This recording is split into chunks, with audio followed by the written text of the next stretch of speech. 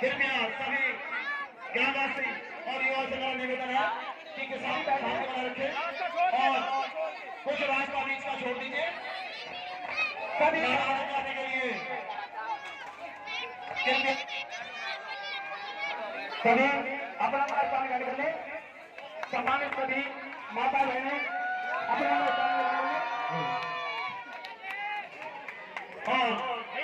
मेरा सभी निवेदन है कि वो अपना स्थान ग्रहण कर ले। सभी लोग हमारे मंच पर आजाद समाज पार्टी के राष्ट्रीय अध्यक्ष माननीय श्री एडवोकेट भाई चंद्रशेखर आजाद जी पहुंच चुके हैं, इसलिए सभी ग्रामवासियों का निवेदन है कि वो शांति बनाए थे। अब मैं यहाँ की जो मैंने जमा की है वो जागरण लोगों के भाई की पगड़ी बांध करके भाई का सम्मान करें।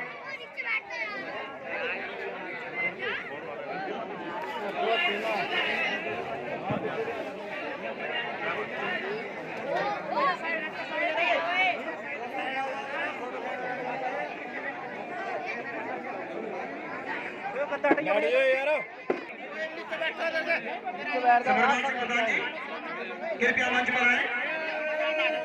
इधर बिठवाओ यार, सबको बिठवा दो, सब बैठ जाओ।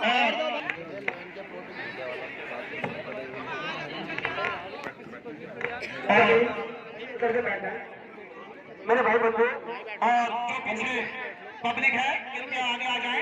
यहाँ एक बार जोर से कहना भी चाहूंगा, जय भीम।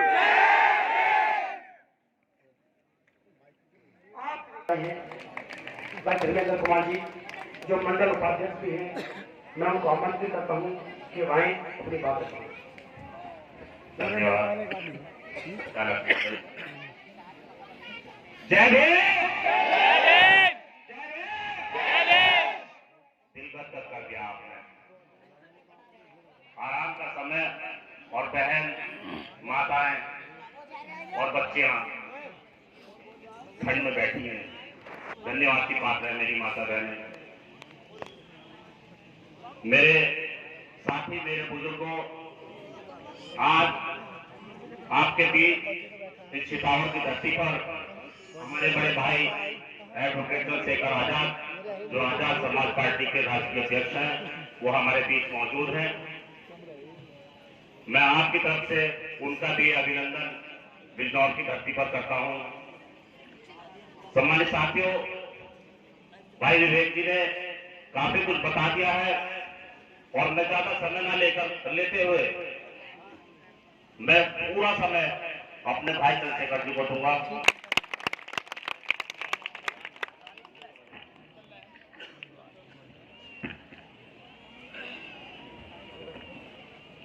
बहुत बहुत धन्यवाद भाई धर्मेंद्र जी। छितावर ग्राम के सभी ग्रामवासी, इस मंच पर उपस्थित इस गांव के बहुत ही सम्मानित प्रधान, पूर्व प्रधान और जिम्मेदार साथी,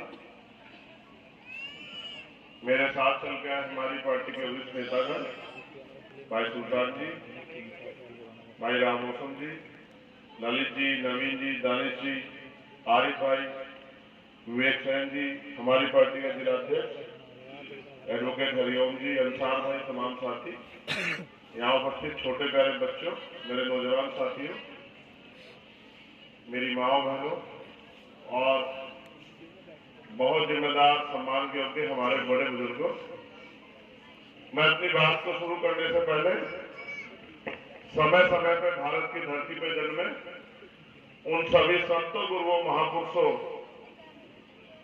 को याद करता हूं जिनकी वजह से इस देश में लोकतंत्र आने के बाद हमें हक अधिकार के लिए लड़ाई लड़ने का मौका मिला, क्योंकि हमने ये कार्य बड़े जिम्मेदार से शुरू किया है। सुबह हम लोग निकलते हैं और शाम तक, रात तक 11-12 बजे तक जितने लोगों तक पहुंच के अपनी बात को पहुंचाने का प्रयास करते हैं। मेरा ये मानना है कि भारत में लोग जागरूक नहीं,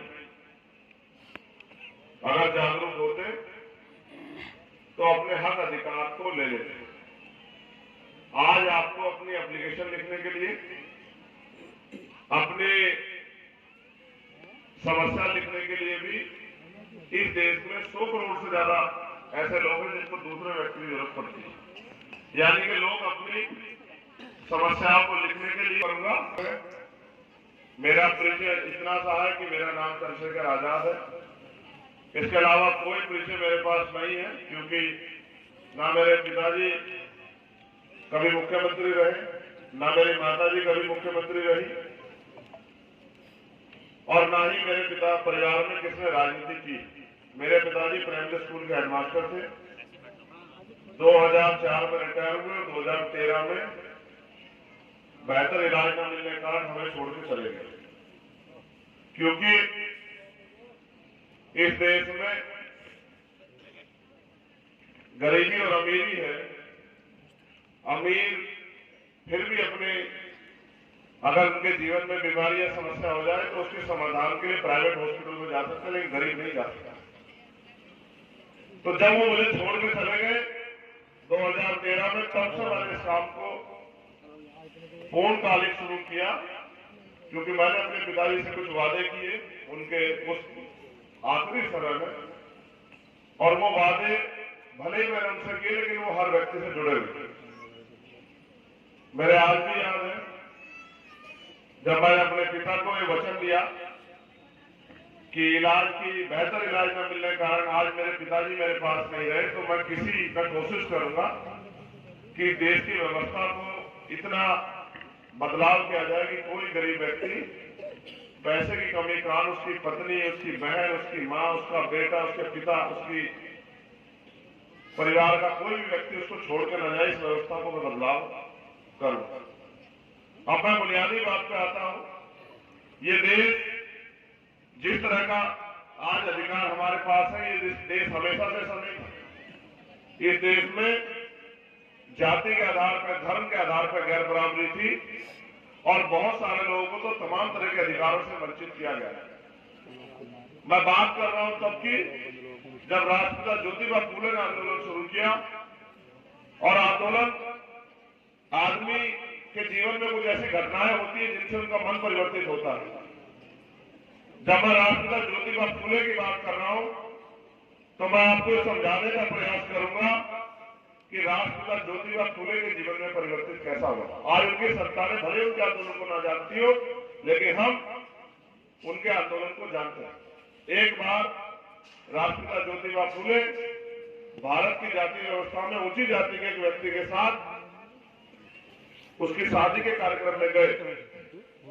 वहां उन जाति मुझे वहां से भगा दिया गया, तो महिलाएं हंसने लगी।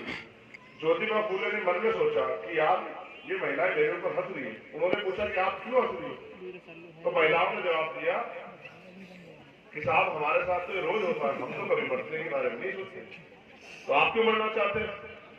तो ज्योतिबा फूले को एहसास हुआ कि इनको जानकारी नहीं है, पढ़े लिखे नहीं है, इसलिए इनको अपमान सम्मान की जानकारी नहीं। इसलिए उन्होंने तय किया कि मैं अपना आने वाला पूरा समय इन लोगों को पढ़ाने लिखाने में लगाऊंगा। आप समझिए आजादी से पहला समय है, और 18 स्कूल उन्होंने और उनकी पत्नी ने कमजोर वर्गों की बच्चों के लिए खोले, उनको पढ़ाने का, लिखाने का, शिक्षित करने का काम किया। फिर इस काम को छत्रपति साहू जी महाराज ने आगे बढ़ाया। जब 1902 में उन्होंने आरक्षण की व्यवस्था की, जब हम इस देश में आजाद भी नहीं हुए, 50% आरक्षण की व्यवस्था दलित पिछड़े वर्ग के लिए। फिर उनके बाद, उनके जाने के बाद एक रहबर जो मध्य प्रदेश की धरती में जन्मे, जिन्होंने बचपन से जातिगत भेदभाव का सामना किया, जिनको आज हम महापुरुष के रूप में जानते हैं। जब मैं आपके गांव में घुसा तो पिछली बस्ती में आप अम्बेडकर के रूप में हम जानते हैं, वो पैदा हुए, और उन्होंने अन्याय, अत्याचार, अपमान सह के हार नहीं मानी। वो पढ़ने के लिए विदेश गए, विदेश से पढ़ के आए, और फिर अपने ज्ञान के जरिए भारत का संविधान लिखा। एक समय था कि साइमन कमीशन भारत आया, आपको जान के अचरज होगा, उनकी संतानें भी नहीं जानती कि सर छोटू राम और बाबा साहब अम्बेडकर और उस समय के और अन्य महापुरुष साइमन कमीशन का स्वागत कर रहे थे। आज सब छोटू राम की औलादें नहीं जानती है कि साइमन कमीशन क्या था और साइमन कमीशन क्यों आया। साइमन कमीशन इस देश में इसलिए आया क्योंकि बाबा साहब अम्बेडकर ने गोलमेज कॉन्फ्रेंस में बात रखी कि भारत की आजादी में नहीं है। ये साबित भी बाबा साहब अम्बेडकर ने प्रैक्टिकली किया। जब बाबा साहब ने प्रैक्टिकली ये साबित कर दिया तो बाबा साहब को कमलेल अवार्ड मिला। जब कमलेल अवार्ड मिला तो गांधी जी ने जरावदा जेल में अनशन कर दिया, और वो कमलेल अवार्ड छीनकर एक पुणे बैच हुआ 1932 24 सितंबर जब इस देश में आरक्षण की व्यवस्था हुई कि दलित जातियों को आरक्षण मिलेगा पढ़ाई में, नौकरी में और तमाम तरह की चीजों में, फिर बाबा साहब अम्बेडकर ने जब ये मुल्क आजाद हुआ 1947 में 14 अगस्त 1947 को हम अंग्रेजों के गुलाम थे, 15 अगस्त 1947 को हम लोग आजाद हुए, लेकिन 16 अगस्त 1947 को आजादी बेईमानी साबित हुई, क्योंकि 14 तारीख को जिसकी जो आर्थिक हैसियत थी 16 तारीख को भी उसकी वही हैसियत थी। सामान्य शब्दों में समझिए कि अगर 14 तारीख को किसी की जेब में 50 रुपए थे तो आजादी के बाद 16 तारीख को भी उसकी जेब में 50 रुपए थे। यानी कि इस देश की धन धरती राजपाट में बंटवारा नहीं हुआ और आजादी हो गई। बंटवारा तब होता जब न्यायिक चरित्र के लोग शासन सत्ता में बैठे होते। फिर अंग्रेजों ने कहा कि भाई देश में बहुत बहुसंख्यक लोग रहते हैं जिन पे आपने पाबंदियां लगा के रखी, उनका क्या करोगे? तो उन्होंने कहा इस देश को चलाने के लिए संविधान की जरूरत है। तब इस देश में 2 साल 11 महीने 18 दिन में बाबा साहब अम्बेडकर ने इस देश का संविधान बनाया और 26 जनवरी 1950 को वो संविधान लागू हुआ और जिस दिन वो संविधान लागू हुआ उसमें एक बड़ा परिवर्तन हुआ। जिसको कुर्सी में बैठने की आजादी नहीं थी, जिसको मट्टी छूने की आजादी नहीं थी, जिसको सर ढकने की आजादी नहीं थी, जिसको बंगलों में रहने की आजादी नहीं थी, जिसको सार्वजनिक स्थानों में घूमने की आजादी नहीं थी, उसको भी आजादी मिली। ये वो समय था कि तमाम तरह की गैर बराबरी थी। जब संविधान सौंप रहे थे बाबा साहब, मेरे नौजवान साथी बहुत सुने, मैंने उनका उत्साह देखा, बड़े जोर जोर के जब के नारे लगा के रात के अंधेरे को उजाले में बदल दिया उन्होंने अपने फोन की टोर्च से, और उनका इतना जोर से उन्होंने जय भीम का गुंजायमान किया कि शायद आकाश तक आवाज गई होगी जब वो मुझे लेने गए। लेकिन मेरी बात पर उनको गौर करना पड़ेगा कि जब बाबा साहब अम्बेडकर ने संविधान सौंपा तो उन्होंने कुछ कहा। उन्होंने संविधान सभा को बात कही कि आज हम विरोधाभास की जिंदगी में कदम रख रहे हैं। राजनीति में 1 वोट 1 वैल्यू, राजनीति में तो हम लोग बराबर हो जाएंगे, लेकिन देश में अभी भी सामाजिक आधार पर गैर बराबरी, जाति के आधार पर ऊंच नीच है और आर्थिक आधार पर गैर बराबरी है। जब तक ये दोनों गैर बराबरी खत्म नहीं होगी तो हमारा राजनीतिक लोकतंत्र, सामाजिक लोकतंत्र नहीं बन पाएगा। ये बात बहुत बुनियादी बात है, मैं गंभीरता से समझाऊंगा। उन्होंने कहा इस देश में लंबे समय तक राजा महाराजाओं ने राज किया, अब हम लोकतंत्र लाए। लोकतंत्र का मतलब होता है जनता का, जनता द्वारा जनता का शासन, यानी कि जनता तय करेगी कुर्सी में कौन बैठेगा और जो कानून बनेंगे वो जनता की सहमति से बनेंगे, जनता के लिए बनेंगे, जनता के तरक्की के लिए बनेंगे, जनता में थोपने के लिए नहीं बनेंगे। इस बात को उदाहरण के तौर पर आगे मैं बताऊंगा आपको। तो बाबा साहब ने संदेश जारी किया और अपने सब साथियों से मांग की कि जल्द से जल्द हमें प्रयास करना चाहिए कि सामाजिक आधार पर गैर बराबरी और आर्थिक आधार पर गैर बराबरी बंद हो। अब इस बात को भी समझो। सदगुरु रविदास जी महाराज ने कहा, रविदास जन्म के कारण होत न कोई नीच, नर को नीच कर डारी है ओछे कर्म के प्रीत। सदगुरु जी ने कहा 600 साल पहले कि जन्म के कारण कोई नीच और उच्च नहीं होता है। आदमी जैसे कर्म करता है उस कर्म के आधार पर वो ऊंचा और नीचा हो सकता है। इसका मतलब जाति के आधार पर कोई ऊंचा नीचा नहीं। ना तो जाति आप लोगों ने बनाई और ना जाति को आप लोग अपने लिए बहुत मजबूत चीज मानते हैं। क्योंकि आप महसूस करो, आज इस मंच पर इतने लोग बैठे हैं, मैं चैलेंज देख कहता हूं, सामने बैठा कोई भी व्यक्ति अगर उनको जाति के नाम से नहीं जानता, उनको गांव से नहीं जानता, तो वो नहीं बता सकता ये किस जाति के लोग बैठे हैं। वो तो अगर पहचान ना तो धर्म भी नहीं बता सकता कि ये किस धर्म के लोग हैं। इंसानों में जातियां नहीं होती, जातियां जानवरों में होती है जिनको पहचानने के लिए नाम की जरूरत होती है। जैसे कुत्ता, बिल्ली, भैंस, बकरी, इनमें जातियां होती है। इंसानों में जातियां नहीं होती, इंसान होते हैं। और हमारे महापुरुषों ने यही सिखाया कि हम सब लोग इंसान हैं। मैं बस आपको जानकारी के तौर पर बता रहा हूं, पाल हो, प्रजापति हो, कश्यप हो, निषाद हो, सैनी हो, मौर्य हो, कुशवाहा हो, जाट हो, गुर्जर हो, विश्वकर्मा हो, कबीरपंथी हो, चमार हो, वाल्मीकि हो, पासी हो, धोबी हो, कोरी हो, खटीक हो, सबको अगर कुर्सी में बैठने का अधिकार मिला तो बाबा साहब अम्बेडकर के संविधान की वजह से मिला। क्योंकि संविधान ने सुनिश्चित किया कि देश के सरकारी नौकरियों में शेड्यूल कास्ट शेड्यूल ट्राइब के लिए रिजर्वेशन होगा। और पिछड़े वर्ग के लिए बाबा साहब अम्बेडकर ने, क्योंकि पिछड़े वर्ग के लोग नहीं जानते, 340 आर्टिकल में आरक्षण और उनकी तरक्की की व्यवस्था पहले की और 41-42 में दलित समाज के लिए बाद में की, लेकिन पहले पिछड़े समाज के लिए की कि भाई इनको भी कुर्सी बैठने का अधिकार मिलना चाहिए। और वो बात मंडल कमीशन के जरिए 90-92 के दौर में जब मंडल कमीशन लागू हुआ तब पूरी हुई कि भाई इनको भी, पिछड़े वर्ग के लोगों को भी शिक्षा में, नौकरियों में आरक्षण की व्यवस्था होनी चाहिए। ये बात मैंने आपको इसलिए बताई कि आपको पता होना चाहिए।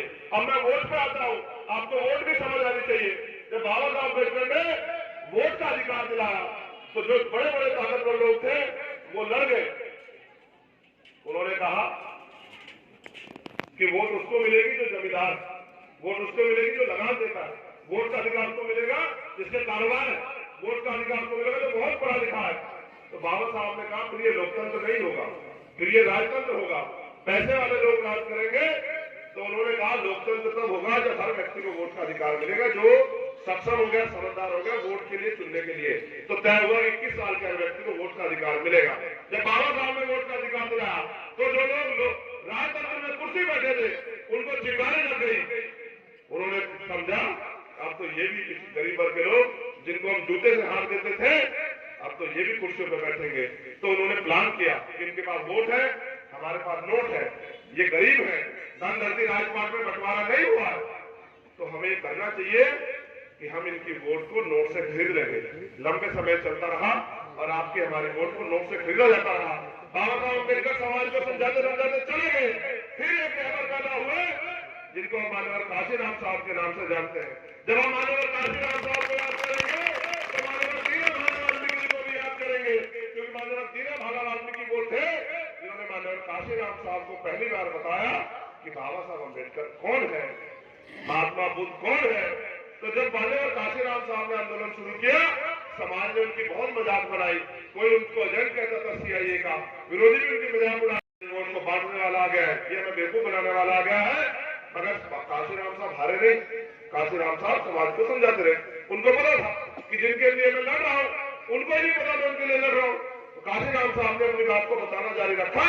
धीरे धीरे समाज को एहसास हुआ कि इस देश में तो पहले भी पार्टियां थी, आजादी से पहले कांग्रेस भी थी, मुस्लिम लीग भी थी, अकाली दल भी था, लेफ्ट की पार्टियां भी थी। फिर बाबा साहब अम्बेडकर को पार्टी क्यों बनानी पड़ी? अगर वो पार्टियां हमारा काम कर रही थी तो बाबा साहब अम्बेडकर पार्टी क्यों बनाती? तो जब साहब की बात समझ में आई तो उन्होंने पार्टी बनाकर आंदोलन चलाया और लंबे समय तक उन्होंने आंदोलन को सींचा। लेकिन 2006 में वो भी हमारे बीच से चले गए। 2006 में जब हमारे बीच चले गए तो उनका आंदोलन भी ठंडने लगा। इस बीच में एक महापुरुष को याद किए बिना आंदोलन कामयाब नहीं हो सकता है।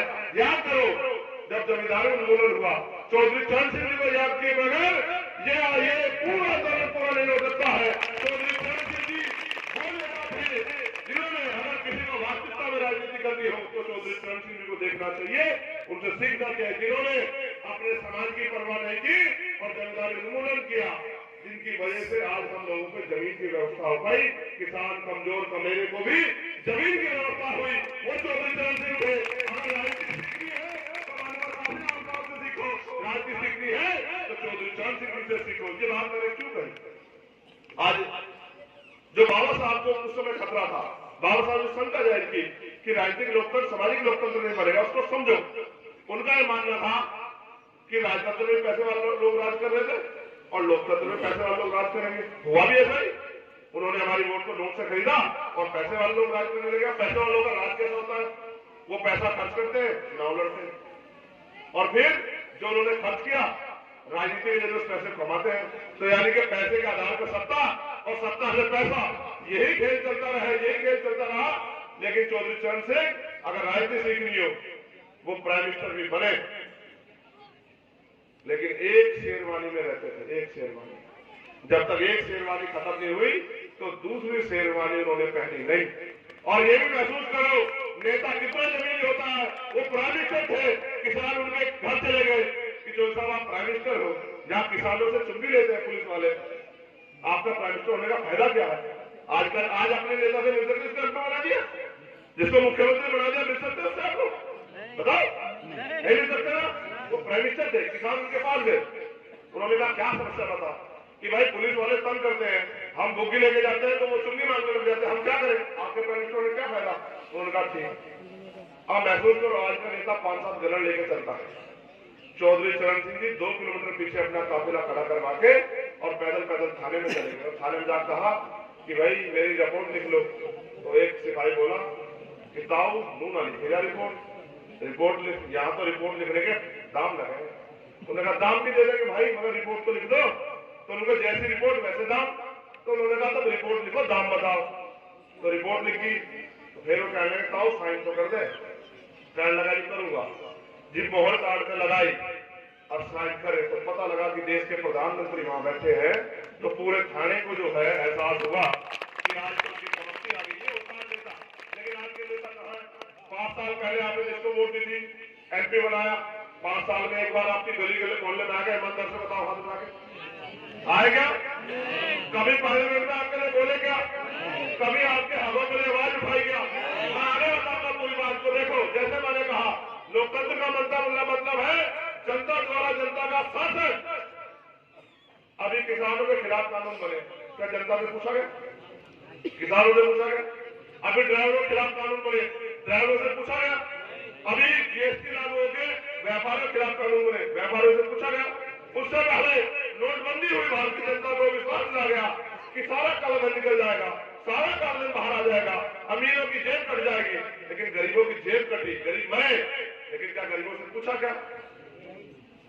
इस देश में एनआरसी में कानून बनता है, मुसलमानों से नहीं पूछा जाता, सिखों से नहीं पूछा जाता, जैन से नहीं पूछा जाता, बुद्धिस्ट से नहीं पूछा जाता, ईसाइयों से नहीं पूछा जाता। मालिक का जो मना है उसको करते। ये भी राजतंत्र है, ये लोकतंत्र नहीं। मोदी और अंबानी और अडानी जो मिलकर चला रहे हैं, ये पूंजियों का राजतंत्र है, इसमें गरीबों की हैसियत नहीं। इसका और परिणाम बताता हूं। अब से कुछ दिन पहले, 5-7 साल पहले 350 रुपए का सिलेंडर आता था, अब 1150 रुपए का आता है। पहले आप महसूस करके देखो, बिजली का बिल 150 रुपए का, 120 रुपए का बिल आता था, अब 500, 600, 700 रुपए का आता है। और अगर बिल न जमा करोगे तो कनेक्शन कट जाएगा। और अगर इतिहास पढ़ोगे पिछले 10 साल का, 14 लाख करोड़ रुपए सरकार ने माफ कर दिए पूंजीपतियों के पैसे वालों को। लेकिन अगर मजदूर पे 200 रुपए का बिल हो जाएगा, 500 रुपए का बिल हो जाएगा, तो कनेक्शन भी कट जाएगा। और हो सकता है एक मुकदमा भी लिखा जाए और एक थानेदार या सिपाही आकर उसको थाने में जाकर बिठा भी ले और 5-4 हजार रुपए देकर उनके घर वालों को उधार करके उसको छुड़वाना पड़ेगी। ये हालात हो गई है आज जिस सरकार की बात कर रहे हैं कि कानून की सरकार। मैं आपको वापस लेके आता हूँ लोकतंत्र की शक्ति पे। माननीय काशीराम साहब ने मूवमेंट को समझा और उन्होंने कहा कि बाबा साहब के साथ एक धोखा हुआ कि दुश्मन बड़ा चालाक था, वो हमारी वोट को नोट से खरीदता रहा। वो गांव गए, बस्तियों में, आपके घर भी आए होंगे, उन्होंने जाकर लोगों को समझाया कि वोट को बेचना नहीं है, वोट की रक्षा ऐसे करनी है जैसे बहन बेटी की रक्षा करते हैं, और वोट को ऐसे देना है जैसे बहन बेटी का रिश्ता करते हैं। जैसे हम अपनी बहन बेटी की शादी करते हैं तो अच्छे से अच्छा लड़का ढूंढते हैं और फिर उसको जिम्मेदारी से उसके हाथ में हाथ सौंपते हैं और उससे वचन लेते हैं कि इसका ख्याल रखना और इसको किसी चीज की कमी मत लगने देना। तो उन्होंने सब समाज को समझाया कि भाई आप मजदूर हो, किसान हो, आपको अगर आगे बढ़ना है, कुर्सी बैठना है, आपका अधिकार चाहिए, तो नौकरी भाई चाहिए, रोजगार चाहिए, तो भाई अपनी वोट को बेचना बंद करो, वोट को सौंपना शुरू करो। समाज तैयार हुआ, समाज ने दिया भी और लंबे समय तक वो काम चलता रहा। लेकिन अब दुश्मन तो समझदार है ना, दुश्मन इस बात को भाग गया, अब वो लिया मशीन।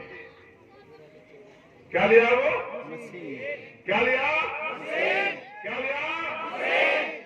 अब वो कहता वोट किसी को दे दो, जीतेंगे हम।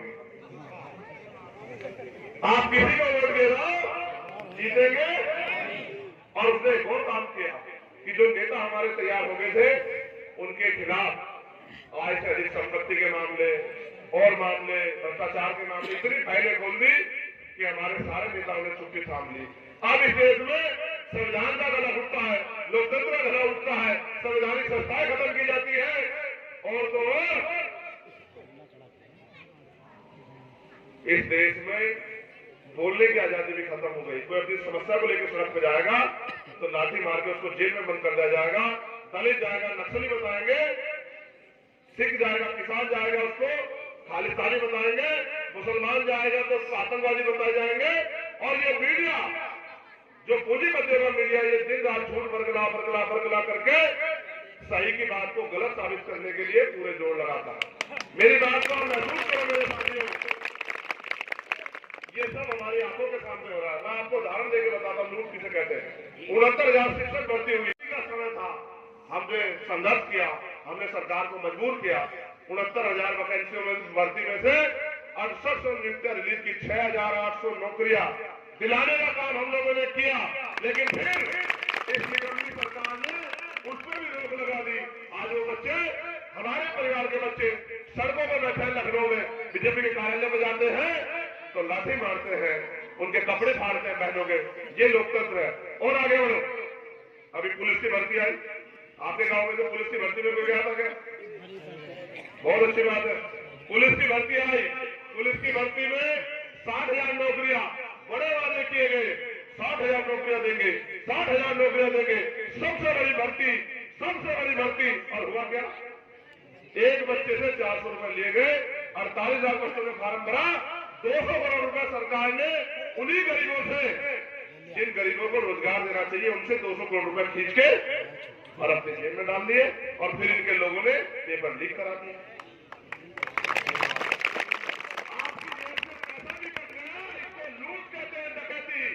आपकी जेब से पैसा भी कट गया और फिर हमने कहा डकैती होगी, डकैती लूट कर ली, पेपर लीक हुआ तो मुख्यमंत्री ने कहा कोई पेपर लीक की बात करेगा, झूठ फैलाएगा तो मुकदमा दर्ज कर देंगे। हम सारे मंचों से रोज रोज कहते रहे, मीडिया में कहते रहे, एक्स में कहते रहे, ट्विटर के माध्यम से कहते रहे।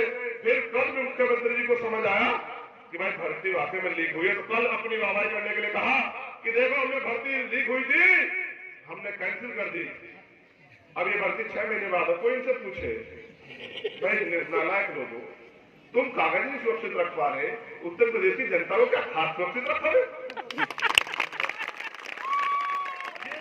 इतना बड़ा अपराध करने वाली सरकार जो पेपर की रक्षा नहीं कर पाई, वो सरकार क्या करी? हमने देखो हमने कब्जा कर दिया। ये नहीं बता कि उन्होंने कितने युवाओं के भविष्य पे जो है चौपट फेर दी, कितने गरीबों के बच्चे को जो है उनकी उम्मीदों में चौपट फेर दी।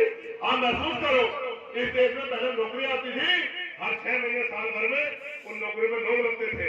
इन्होंने आर्मी में किसान का बेटा, मजदूर का बेटा तैयारी करता था कि आर्मी में जाऊंगा, देश का नाम रोशन करूंगा, देश का झंडा उठाऊंगा, देश की वर्दी पहनूंगा। अग्निवीर योजना करके 4 साल की नौकरी करके इन्होंने सेना को भी कमजोर किया, राष्ट्रीय सुरक्षा को भी खतरा किया। और जो गरीब नौजवान मेहनत करके नौकरी लग जाता था, उसके सपनों को गुजार दिया। आज लेटरल एंट्री से भर रहे हैं, संविदा में भर रहे हैं, ठेकेदारी में भर रहे हैं और अपनी जेब भर रहे हैं। असल ये है, 60,000 रुपए कमाने वाले सफाई कर्मचारी से पूछो कि घर कैसे चलता है। ठेके पे जो लोग लगे 10,000, 8,000, 11,000 रुपए में काम करने वाली मेरी माँ बहनों से पूछो जो सफाई का काम करती है कि घर कैसे चलते हैं। और 200-250 रुपए की मजदूरी करने वाले मेरे भाइयों से, मेरी माँ से पूछो कि कैसे पेट काट के घर चलते हैं। अमीरों को क्या पता गरीबों के घर कैसे चलते हैं? अमीरों ने देखे थोड़ा ही, वो तो महलों में पैदा हो गए, उनको क्या पता कि आज भी हमारे मकानों में पलस्तर भी नहीं होता है। उनको क्या पता कि जितने में उनके कुत्ते बनते हैं इतने में घरों में तुम रहते हैं। सच ये है, मेरी बात पे गौर करो। देखो, सरकार लाखों करोड़ रुपया पूंजीपतियों का माफ करती है, लेकिन गांव में रहने वाली बेसहारा बूढ़ी माँ को विधवा या वृद्धा या विकलांग पेंशन के नाम पे वो 500 रुपए दिखाती है। मैं पूछना चाहता हूँ सरकार से, जब आप 10 लाख करोड़ रुपए पूंजीपतियों का माफ कर सकते हो, तो गांव में रहने वाली महिला को जो वृद्धा विधवा विकलांग पेंशन मिलती है तो 5,000 रुपए पेंशन क्यों नहीं मिल सकती? सरकार बताए क्या कारण है? जो नौजवान पैसा खर्च करके पढ़ लिख कर बेरोजगार घूम रहा है सरकार की वजह से, क्योंकि सरकार नौकरी दे रही है, उसको बेरोजगारी भत्ता सरकार क्यों नहीं देती? कि वो आदमी पढ़ लिख के भी अपने माता पिता के ऊपर मोहताज बन बैठा है, उसके माता पिता का दिल रोता है कि हमने बच्चे को पढ़ा लिखा दिया लेकिन रोजगार नहीं लग रहा है। तो सरकार उस नौजवान को बेरोजगार भत्ता क्यों नहीं देती 5-7 हजार रुपए, कि वो अपने खर्चे चला सके और अपनी पढ़ाई को कंप्लीट कर सके? आप महसूस करो, किसान अपनी फसल के दाम के लिए दफ्तरों के बाहर खड़ा रहता है। किसान को एमएसपी गारंटी सरकार क्यों नहीं देती? इस सरकार ने वादा किया बिजली के बिल माफ कर देंगे और चुनाव के बाद बदल देंगे। राजस्थान चुनाव में कहा 450 सिलेंडर देंगे और यहाँ की सरकार है 1150 का देंगे। देखो कितने छूटे लोग हैं। आप महसूस करो मेरे भाइयों बहनों, इस देश में चारों तरफ से लूट चल रही है। किसी तरह से गरीबों को इतना गरीब कर दिया जाए कि वो रोटी रोजी को ही अपनी जिंदगी माने, इस तरह का प्रयास किया जा रहा है और सारे सरकार सिस्टम को प्राइवेट किया जा रहा है। आप सोचो, एक बार महसूस करो, आप अगर आरक्षण खत्म हो जाएगा आपको अच्छा लगेगा बुरा? हाथ उठा के बताओ, कैसा लगेगा? तो जब सरकारी नौकरी में रहेगी तो आरक्षण का क्या मतलब बचेगा? बताओ, बेकार हो जाएगा सब। तो इस देश में आरक्षण तो खत्म हो ही गया, कुछ बचा थोड़ा ही है। जब आरक्षण की होगा तो दलित पिछड़े के बच्चे कौन दूसरे बैठना देगा भाई? आप महसूस करो, मैं जो बात आपको बता रहा हूं। देखो, बराबर पैरेलल चल रही है व्यवस्था। गरीबों के लिए सरकारी स्कूल, अमीरों के लिए प्राइवेट स्कूल। उसकी फीस है 2000 रुपए महीना, 3000 रुपए महीना। गरीब का बेटा नहीं घुस सकता। अमीरों के लिए बड़े बड़े हॉस्पिटल प्राइवेट, गरीबों के लिए सरकारी हॉस्पिटल। डॉक्टर साहब कहाँ है? छुट्टी पे। डॉक्टर साहब कहाँ है? छुट्टी पे। डॉक्टर साहब कहाँ है? छुट्टी पे। दवाइयां कहाँ है? खत्म। और बड़े अस्पताल में जाओ तो 500 रुपए का पर्चा। मर भी जाए आदमी तो बॉडी नहीं देते जब तक पूरा पैसा नहीं वसूल लेते। इतने बड़े बड़े हॉस्पिटलों में गरीब लोग कैसे घुसेंगे? आप महसूस करो। क्या बिजनौर नगीना में एम्स नहीं बनना चाहिए? क्या बताओ, एम्स जगह हॉस्पिटल बनना चाहिए, बनना चाहिए? क्या एम्स जगह हॉस्पिटल की जरूरत नहीं है बिजनौर को? नहीं है क्या? तो आपके नेताओं को ये क्यों नहीं दिखाई दिया? 15 साल में क्यों नहीं दिखाई दिया उनको कि जिनकी वोट ले रहे हैं वो रात को मर जाते हैं? क्योंकि इनको जब यहां से धामपुर लेके भागना पड़ता है, मेरठ लेके भागना पड़ता है, तो भाई जोर मार करके अस्पताल मजबूत बनवा दो एम्स जैसा कि गरीबों की जान बच जाए। ये तो नियत का खेल है, ये बाहर अंदर का खेल नहीं है, ये खेल है नियत का। क्योंकि उनको क्या फर्क पड़ता है हमारे से? देखो, लाखों करोड़ रुपए हम लोग, करोड़ रुपए का माल हम लोग चाइना से, बांग्लादेश से खरीदते हैं। उसी माल को अगर मैन्युफैक्चरिंग भारत में होने लग जाए तो घर में बैठी हर बहन को, माँ को 10, 12, 15 हजार रुपए का रोजगार जो है इसी घर में मिल सकता है जहां गाँव में बैठे। आप चेक करवा के देखो, हम कितने पैसे का सामान खरीदते हैं चाइना से। हमारी मार्केट में हर दुकान पे चाइना का सामान रखा है और हम कहते हैं चाइना से लग लेंगे, सारा पैसा चाइना में देंगे, चाइना में लेंगे हम लोग। आप महसूस करो, हरिद्वार देखा हमने है नहीं? हरिद्वार ये बराबर में कितने किलोमीटर हो गया? 60। उसमें एक जगह है रोशनाबाद, देखिए आपने? सिडकुल जिसको कहते हैं, इंडस्ट्रियल एरिया लगा है ना वहां। यहाँ के भी कुछ नौजवान वहां नौकरी करते होंगे, करते हैं ना? तो भाई एक था बिजनौर में कहीं इतनी जमीन नहीं कि वहां वो इंडस्ट्रियल एरिया लग जाए। लगता इसलिए नहीं, अगर आपकी जेब में पैसे आ गए ना फिर आप सवाल करोगे। जब सवाल करोगे तो ये जो पैसे के आधार पर राजनीति चल रही है, ये राजनीति उसी दिन घर बैठ जाएगी। और इसी राजनीति को घर बिठाने के लिए हम लोग मैदान में उतरे हैं कि ये लोकतंत्र है। जिस देश में राजतंत्र में अमीर राज करते थे और लोकतंत्र में अमीर राज कर रहे हैं, उन अमीरों का कुंडा बंद करके गरीब के बच्चे कुर्सी में बैठ कर इस देश की सार्वभौमता चलाएंगे। उसकी शुरुआत हम लोग नगीना करने के लिए आए हैं कि नगीना के लोगों को जगा के, क्योंकि नगीना बिजनौर के लोग बहुत स्वाभिमानी है। इन्होंने पहले भी बड़े बड़े नेता तैयार किए, इनके द्वारा तैयार किए नेता उत्तर प्रदेश में मुख्यमंत्री बने, केंद्रीय मंत्री बने। नगीना के लोगों ने हमेशा मजबूत नेता को ताकत दी है। उसी ताकत को लेने के लिए मैं आपके बीच आया हूं कि लड़ाई में आप मेरा साथ दो।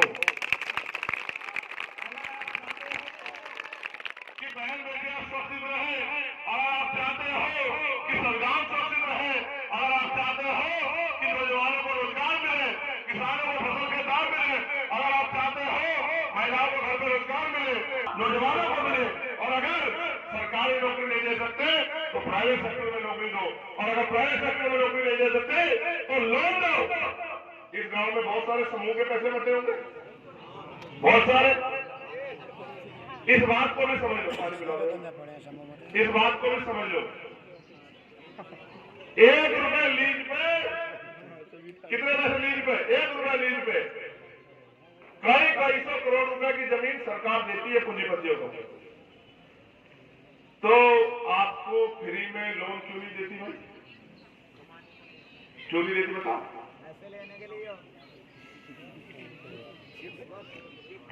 अगर 1 रुपए में और बिना किसी संपत्ति को जमा कराए अडानी अंबानी को लाखों करोड़ रुपए का लोन मिल सकता है, तो गरीब आदमी को क्यों लोन मिलता है? मुफ्त का लोन। इस देश में सब कुछ हो सकता है, लेकिन हम इस देश में कर्जदार बने रहे और हमारे हाथ फैले रहे, यही अमीर लोग चाहते हैं। जबकि लोकतंत्र में हमारे हाथ ऊपर होने चाहिए, क्योंकि हमारी वोट से सरकारें बनती है, हमारी वोट से विधायक एमपी बनते हैं, हमारे हाथ ऊपर होने चाहिए, लेकिन हमारे हाथ फैले हुए हैं। एक बात कौन से आप सुन लो, महिलाओं को ये समझना चाहिए कि सरकार जो बजट बनाती है, सरकार जो योजना लाती है, जिसमें राशन भी देना हो, सब्सिडी भी देनी, पैसा आता कहां से? ये आप सब लोग समझ लो, ये पैसा कहां से आता है? मैं आपको जरा सा बताता हूं। ये पैसा आता है, आप 1 रुपए का सामान खरीदते हो, 28% जीएसटी के आधार पर 28 पैसे सरकार के खाते में जाते हैं टैक्स का। समझ रहे? आप अगर एक परिवार, सामान्य परिवार पूरे महीने में 5,000 रुपए का सामान खरीदता है, तो 1,400 रुपए सरकार के खाते में जाते हैं। कितने पैसे? और 1,400 रुपए में से वो आपको 200-400 रुपए का राशन देके ऐसा दिखाने का प्रयास करेगी सरकार आपका बहुत ख्याल रखेगी, जबकि ये झूठ है। आपके ही हजारों रुपए उनकी तरफ पड़े, हर महीने हजारों रुपए जमा हो गए और इतना पैसा उनके खातों में जमा हुआ और उस पैसे को पूंजीपतियों को दोनों हाथ से लुटा रहे हैं। आप महसूस करो, आप ही का पैसा आपको देना, यही तो सरकार का काम था। लेकिन सरकार कर क्या रही है? सरकार तो लूट रही है। पेट्रोल के दाम बढ़ा दिए, डीजल के दाम बढ़ा दिए, दवाइयों के दाम बढ़ा दिए, किताबों के दाम बढ़ा दिए, हर चीज के दाम भी बढ़ा दिए, हम किसी चीज के दाम कर रही है। तो इस लोकतंत्र में, राजतंत्र में तो राजा महाराजा के बच्चे राजा बनते थे, लोकतंत्र में बाबा साहब अम्बेडकर का स्लोगन है कि आज मैंने रानी का पेट चीर दिया है, राजा बैलेट बॉक्स से तैयार होगा। आपके अंगूठे में वो ताकत दे दी जो हथियार से ज्यादा ताकतवर है। आप चाहो तो अपने बीच के व्यक्ति को बटन दबाकर कुर्सी में बिठा दो, जिस कुर्सी से राजकाज चलता है, और आप चाहो तो बहुत बड़े तानाशाहों के खिलाफ वोट देके जमीन पे पटक दो। भारतीय जनता जागरूक नहीं है। मैंने सबसे शुरू में कहा था कि लोग जागरूक नहीं है। वो नेताओं को मालिक मानते हैं, वो अधिकारियों को मालिक मानते हैं, जबकि ये नहीं पता कि नेताओं अधिकारियों को जो तनख्वाह मिलती है, पेंशन मिलती है, वो भी आपके टैक्स के पैसे से मिलती है। इस देश में आज हर किसान और भारत का हर व्यक्ति पैदा होता बच्चा भी कर्जदार है, क्योंकि हमारी सरकार ने इतने पैसे कर दुनिया से लिया है और वो पैसा जाता है, ये भी सरकार नहीं बताती। पीएम के फंड में जो पैसा था उसका भी हिसाब नहीं देती। इलेक्ट्रल बॉन्ड के जरिए जो 6200 करोड़ रुपए लिया उसका भी हिसाब नहीं देती। मैं बस आपको कहना चाहता हूं, इस लोकतंत्र को बचाने की जिम्मेदारी जितनी मेरी है इतनी आपकी भी है।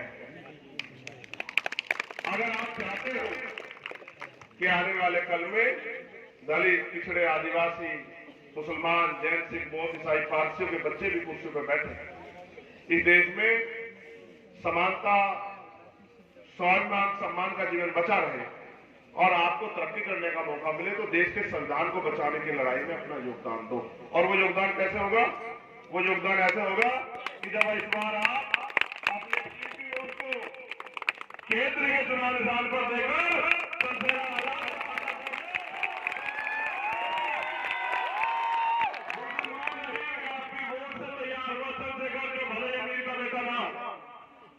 लेकिन एक पढ़ा लिखा वकील है, बाबा साहब अम्बेडकर, सर छोटू राम और महात्मा ज्योतिबा फूले का के मिशन का सिपाही है। वो आपकी लड़ाई को जैसे सड़क में लड़ता 11 साल से सदन में लड़ने का काम भी करेगा।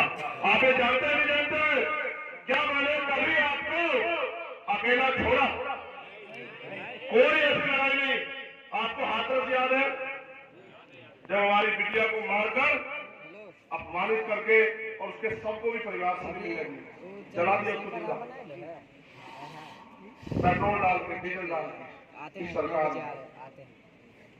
वो दिन है, पुलिस ने मुझे गिरफ्तार कर लिया और जब मुझे घर ले आए तो मेरी मां से कहकर चले गए कि चंद्रशेखर आजाद को समझा देना, ये सरकार इनकाउंटर करके मार देगी। तो जैसे मैं जाने लगा वापस, मेरी माँ ने मुझसे कहा कि तुझे मार देंगे। मैंने अपनी माँ से कहा कि मुझे बताओ, अगर वो बेटी आपकी कोख से जन्मी होती तो आप मुझे मेरा हाथ पकड़ के रोकती या मुझे उसके सम्मान की रक्षा करने के लिए तो न्याय देने लड़के के भेजती? तो मेरी माँ ने कहा चले जाओ।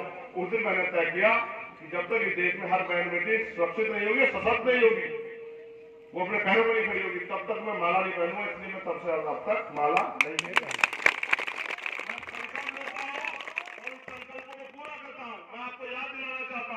आपको याद होगा एनआरसी का आंदोलन, जब इस देश का मुसलमान अपने आप को अकेला महसूस कर रहा था, सारे नेता घर में बैठे आराम सो रहे थे, अकेला चंद्रशेखर आजाद खड़ा था जमा मस्जिद की सीढ़ियों पे, जिसने वादा किया कि अपने आप को अकेला मत समझना, चंद्रशेखर आजाद आपके साथ है। आपको याद हो रहा हो, ये किसान आंदोलन था, पूरा किसान आंदोलन 13 महीने किसान बैठे रहे और 700 किसान शहीद हुए। हर मोर्चे में जाके उनके हर गोल पे हमने उनका साथ दिया, उनको मजबूती दी और उनको विश्वास दिलाया किसान अकेले नहीं है। आपको याद होगा महिला पहलवानों का आंदोलन, जब मेरी बहनें अपने सम्मान की रक्षा के लिए जंतर मंतर में खुले आसमान के नीचे बैठी थी और ताकतवर सामने वाला बहुत ताकतवर था, मैंने सीधा तान के उनका स्वागत किया और वचन दिया कि तुम्हारे सम्मान में खून की खून चुका दी जाएगी, लेकिन पीछे नहीं हटेगा चंद्रशेखर आजाद। गोली भी खानी पड़ी, 4-4 गोलियां चलाई। कल नवाजी राठी इंडियन नेशनल लोकदल के प्रदेश के अध्यक्ष ने गोली चला के कल उसकी सरेआम हत्या कर दी गई। उसी तरह से मेरी हत्या का प्रयास किया गया, लेकिन आपका आशीर्वाद और मेरे माता बहनों का आशीर्वाद और संत गुरु महापुरुषों का आशीर्वाद इतना था कि मैं उनकी गोली से भी बच गया। फिर भी मैं इस वजह से मैदान में हूँ क्योंकि मैंने 700 किसानों की शहादत देखी। प्रधानमंत्री ने उनसे कहा कि हम आपको एमएसपी गारंटी दे देंगे, आप चले जाओ। विश्वास करके चले गए। 1.5 साल बाद पता लगा प्रधानमंत्री झूठ बोल रहे थे। फिर आए अब आंसू गैस के गोले छोड़े जा रहे हैं, गोली मारी जा रही है। लेकिन किसान चुनाव में किसान बन के वोट थोड़ा करता है, जाति धर्म के आधार पर करता, फिर कहता है कि हमारी सुनवाई नहीं होती। जिस दिन किसान बन के वोट करेगा सुनवाई हो जाएगी, जिस दिन मजबूत आ जाएगा और के साथ खड़ा रहेगा उस दिन उसके आवाज मजबूत हो जाएगी, उसको फाइलों डॉक्टरों में कागज उठाने पड़ेंगे। ये बात मैं आपको इसलिए बता रहा हूं कि लोकतंत्र में जब सामने ताकतवर आदमी हो तो उसका मुकाबला भी ताकतवर आदमी करता है। आप अगर ये सोचो कि भेड़ बकरियां लोकतंत्र में उनका मुकाबला कर लेंगे, ऐसा संभव नहीं है। या वो नेता मुकाबला करेंगे जिन्होंने खूब धन कमा रखा है, वो कभी भी कर सकते, छापा पड़ेगा, सरेंडर कर जाएंगे।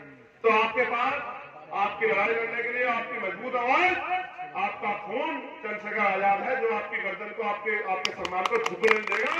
ये वादा करने के लिए आज मैं यहाँ आपके बीच आया हूँ। मेरा एक आपसे आग्रह, एक बात मेरी गौर से सुनो।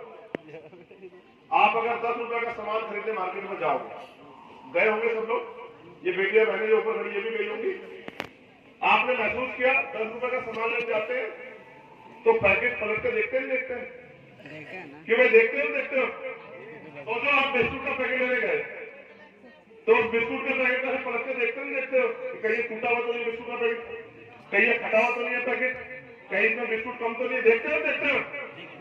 लेकिन लाखों रुपए से कीमती वोट डालने जाते कभी नहीं सोचते ये नेता आपकी आवाज बनाएगा नहीं बनेगा, ये आपके साथ खड़ा होगा नहीं खड़ेगा, आपकी आवाज उठाएगा नहीं उठाएगा।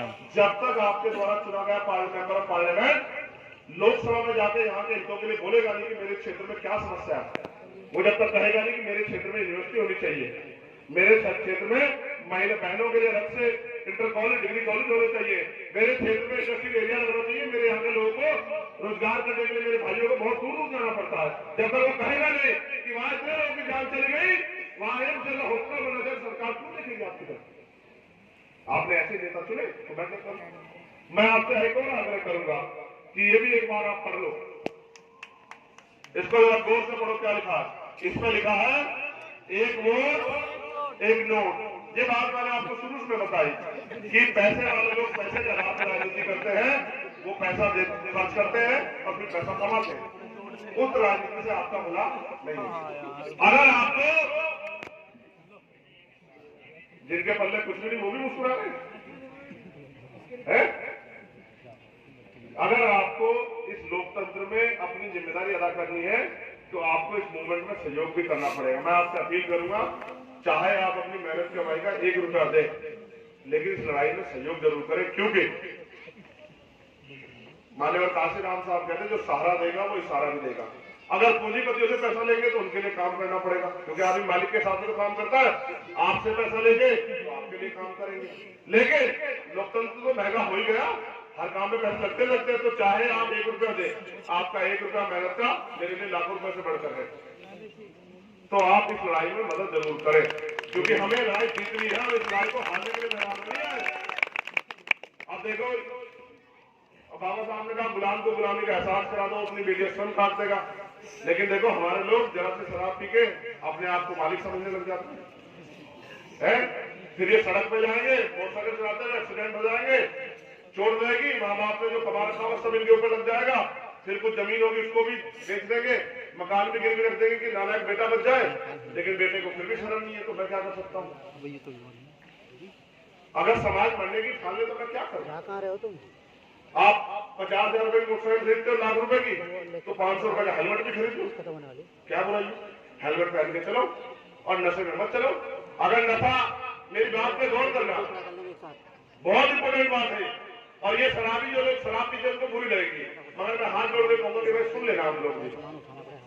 सतगुरु जी ने कहा, रविदास मानुष करी बसंत को सूकर है तो स्वराज माई, दूसरा जीवन जीने के 2 रास्ते हैं भाई। एक तो स्वराज माई, क्या तो अपना राज है, या फिर शमशान घाट। भाई अगर सुख शांति का जीवन चाहिए तो अपना राज लाना पड़ेगा। अगर राजकाज नहीं है तो फिर शमशान घाट में शांति मिलेगी, कब्रिस्तान में इसके अलावा कोई सुख शांति मिल नहीं सकती। उन्होंने कहा, ऐसा चाहूं राज में, अपने मंदिरों में जाकर चेक करना, लिखा मिलेगा, ऐसा चाहूं राज में जहां मिले सबंधु वन और छोटे बड़े सक्षम बसे रविदास रहे सक्षम। यानी कि राज ऐसा होना चाहिए, राज भी कैसा हो जिसमें कोई ऊंचा नीचा ना हो, कोई भेदभाव, खाने के लिए अन्न की दिक्कत ना हो, किसी को सर ढकने के लिए कपड़े की दिक्कत ना हो, किसी को सर ढकने के लिए छत की दिक्कत ना हो। ऐसा राज होना चाहिए जहां सब लोग प्यार मोहब्बत से रहे। उस राज को उन्होंने नाम दिया बेगमपुरा राज। कौन सा राज? कौन सा राज? मेरे भाई, क्या कौन सा राज? बेगमपुरा राज। बेगमपुरा राज, बेगम का मतलब और 10 ऐसा राज होना चाहिए जहाँ किसी के जीवन में कोई गम ना हो। आप सोचो, अगर आपके गम खत्म हो जाए तो वो जिंदगी बढ़िया होगी या ये जिंदगी बढ़िया है जिसको आज आप जी रहे हो? बताओ, कौन सी जिंदगी बढ़िया होगी? कौन सी जिंदगी बढ़िया होगी बताओ? हाँ, वही राज बाबा साहब अम्बेडकर संविधान में लिखे गए कि संविधान के आधार पर कोई छोटा बड़ा नहीं होगा, कोई ऊंचा नीचा नहीं होगा, सब लोग आगे बढ़ेंगे, सबका सम्मान होगा, कोई किसी का जुल्म जाति नहीं करेगा। लेकिन संविधान की रक्षा कौन करेगा भाई? कौन करेगा संविधान की रक्षा? जोर से बताओ, कौन करेगा? हम करेंगे। नहीं, भेड़ बकरा नहीं कर सकती, योद्धा कर सकते हैं। जोर से बताओ। बहुत सी बात। आपसे अपील करूंगा कि आप अपनी मेहनत कमाई से इस आंदोलन में सहयोग करें। मेरी माताओं बहनों से मेरी अपील है, करें चाहे 1 रुपए का, लेकिन आगे बढ़कर सहयोग करें, जिससे लड़ाई मजबूत हो। बहुत बहुत धन्यवाद। जय भीम, जय भारत, जय संविधान। रुकना मत, माए बहने भी आ रही है। मैं धन्यवाद दूंगा आज तेजपाल सिंह जी का, ब्रजेश सिंह जी का, अनूप सिंह जी का, भूपेंद्र जी का, नेपाल सिंह जी का, रविंद्र कुमार का, ऋषिपाल जी का, अर्जुन सिंह जी का, रविंद्र गौतम जी का, बबू जी का, सोनू चंद्रपाल जी का, मदन पाल जी का, नरेंद्र प्रधान जी का, अनिल कुमार जी का, मुकुल कुमार जी का, अशोक मेडिकल जी का, पिंटू भाई का, योगेंद्र भाई का, विजयपाल गगोवाला, अतुल भाई, इंद्र कुमार, मणिराम, विकास भाई, रोहित भाई, काले चाय वाला, भूमि प्रधान जी, भूरे प्रधान जी, समरपाल जी, संजय चौधरी जी, महावीर सिंह जी, गोपी कुमार, जोगेंद्र कुमार जी, इन सब भाइयों का बहुत बहुत धन्यवाद। हाथ उठा के बताओ, मदद करोगे नहीं करोगे? दोनों हाथ उठा के बताओ। ये एक बाबा जी रह गए जो हाथ नहीं उठा रहे हैं, जो देख रहा हूँ काली जैकेट पहन के बैठे हैं।